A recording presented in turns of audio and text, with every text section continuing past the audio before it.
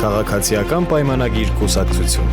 Սարիկ Մինասյան Սարի պես Գյումրու թիկունքին Քաղաքացիական պայմանագիր Քվեաթերթիկ համար 1 Պարոն Պետրոսյան, Հայաստանի և Ադրբեջանի արտգործնախարարությունները նաև ավելի բարձր մակարդակով նշվել է, որ համաձայնեցվել են խաղաղության պայմանագրի բոլոր դրույթները։ Հայաստանի վարչապետն էլ նշեց, որ պատրաստ է նույնիսկ միակողմանի ստորագրել և վերջին հարցազրույցում նշում էր, որ հանձնարարել է ստուգել նաև դրա հնարավորությունը։ Կուզեի ձեր դիտարկումները լսել, արդյոք Բաքվի գործողությունները ցույց են տալիս, որ այդ երկիրը ևս պատրաստ է ստորագրել պայմանագիրը։ Շնորհակալ եմ, եթե գործընթացը ավելի ընդհանրական դիտարկենք, տեսեք, խաղաղության համաձայնագրի ստորագրման այս ողջ ընթացքը դեռ եթե չեմ սխալվում 2 տարի միգուցե մի քիչ էլ ավել է շարունակում այս process-ը, ինքը անընդհատ զուգորդվել է Ադրբեջանի կողմից տարաբրույթ նախապայմաններով, այսինքն զուգահեռ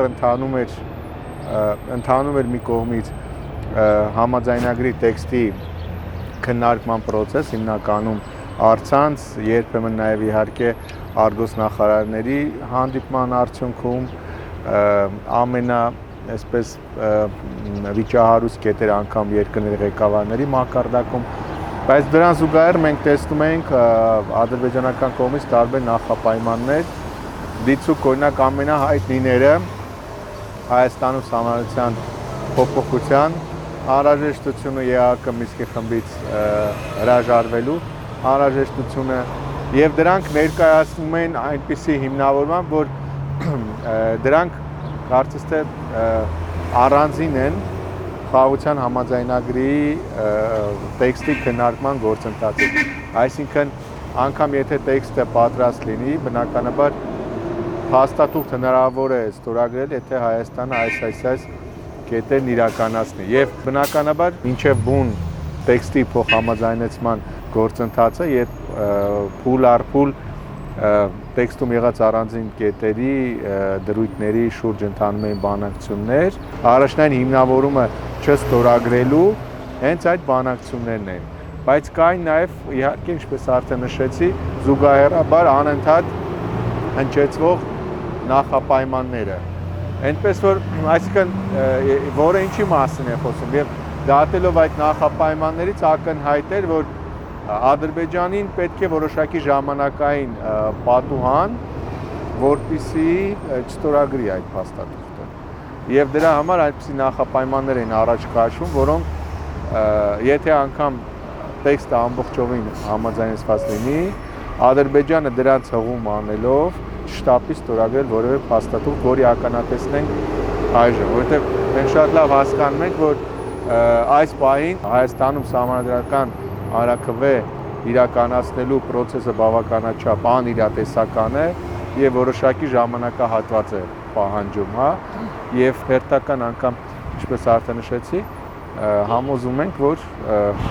պայմանը, պատճառը հաստատքի չստորագրման ոչ թե կողմերի միջև եղած տարաձայնություններն են եղել, որովհետև փաստացի այդ տարաձայնությունները լուծվել են, այլ Ադրբեջանի նախապայմանները եւ Ադրբեջանի նպատակը այս պահին աշխարհակահաղական եւ տարածաշրջանային զարգացումների ներկա շրջափուլում որևէ փաստաթղթից խուսափել է։ Իդեպ Հայաստանի վարչապետը իր հարցազրույցում չբացառեց նաև Մինսկի խմբի լուծարումը, որը Ադրբեջանի պահանջներից մեկն է։ Սա ձեր կարծիքով ինչքանով կարող է աշխատող տարբերակ լինել եւ այնպես ինչ կտա ձեր կարծիքով։ Չեմ կարծում, որ այս պահին տեսեք, այսպես ասեմ, ես վստահ եմ, որ այս պահին եթե անգամ Հայաստանը ինչ որ հրաշքով սահմանադրության ընդունման հանրաքվե իրականացնի եւ Մինսկի խմբից հրաժարվի եւ այլն, հավատացեք Ադրբեջանը այլ պատճառներ է առաջ բերելու, հրաժարվելու համար փաստաթղթի ստորագրել։ Դիցուք օրինակ Հայաստանի սպառազինության այս գործընթացի դադարեցում կամ ասենք ձեռք բերված սպառազինությունների վերադարձ, որի մասին անգամ Ալիևը իր տարեսկզբյան հարցազրույցում է նշել։ Գեր նպատակը Ադրբեջանի որևէ կերպ այս պահին հաստատող ստորագրելն է, որովհետև ադրբեջանական կողմը այլ նպատակներ ունի, հետևելով գլոբալ եւ տարածաշրջանային զարգացումներին, նրանք տեսնում են այլ ավելի մեծ հնարավորություններ տարածաշրջանում խնդիրները իրենց ուզածով լուծելու, անգամ ուժային եղանակով լուծելու, իսկ Հայաստանի ցանկացած փաստաթղթի ստորագրում դա արդեն որոշակի կաշկանդվածություն է առաջացնում, որտեղ այդ փաստաթղթով կողմերը հերթական անգամ ճանաչելու են երկկողմ տարածքային ամբողջականության հանգամանքը, սահմանների անխախտելիության սկզբունքը, ջանում կարող են այնպիսի խորքային փոփոխություններ լինել, որ Ադրբեջանի համար օրինակ հնարավոր լինի Զանգեզուրի միջանցք այդ պրոյեկտն իրականացնել այն տրամաբանությամբ, ինչպես իրենք են ուզում։ Օրինակ միջանցք հենց իրենց վերահսկողությամբ անգամ, հա, քանի որ այս անկանխատեսելիությունը տարածաշրջանում բավականաչափ մեծ, այսպես հնարավորություններ ունի, դրա համար Ադրբեջանը չի շտապում եւ սրա հիմնական պատճառը բնականաբար պայմանավորված է Իրանի շուրջ հնարավոր գործընթացներով, Իրան-Արևմուտք, Իրան-Իսրայել հակամարտությամբ, որը հաշվի առնելով Դոնալդ Թրամփի վարչակազմի քաղաքականությունը իհարկե թույլ է տալիս ենթադրել, որ չի բացառում անգամ ռազմական ճանապարհով խնդիրների հանգուցալուծումը, որն էլ իր հերթին բնականաբար կարող է եւ ազդելու է նաեւ մեր տարածաշրջանի վրա։ Եվ սա է պատճառը, որ Ադրբեջանն այս պահին չի շտապում այսպես որևէ փաստաթղթով Հայաստանի հետ կաշկանդել իր հնարավորությունները։ Իդեպ Իրանի մասով, քանի որ նշեցիք արտգործնախարարն է Իրանի Հայաստանում, ընդհանրապես հետաքրքիր է այս գլոբալ հակամարտությունների մեջ եւ տարածաշրջանում տեղի ունեցող այլ զարգացումները, որոնք ուղիղ իմաստով Հայաստանին չեն առնչվում։ Մենք ինչքանով ենք սրան պատրաստ, օրինակ Հայաստանը նույն Ամերիկա-իրանական հարաբերությունների հնարավոր սրացման դեպքում ձեր դիտարկմամբ ունի գործողությունների պլան։ Դե տեսեք, տևական ժամանակ է մեր ուրեմն փորձագիտական դաշտում, քաղաքական դաշտում մշտապես բարձրաձայնվում են, հա, նման բարդարագույն սցենարի հնարավորությունները։ Եվ կարծում որ եթե մշտադիտարկվում են փորձագիտական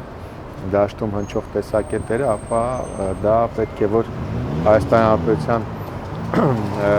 տարբեր կոմպետենտ մարմինների, իրավասու մարմինների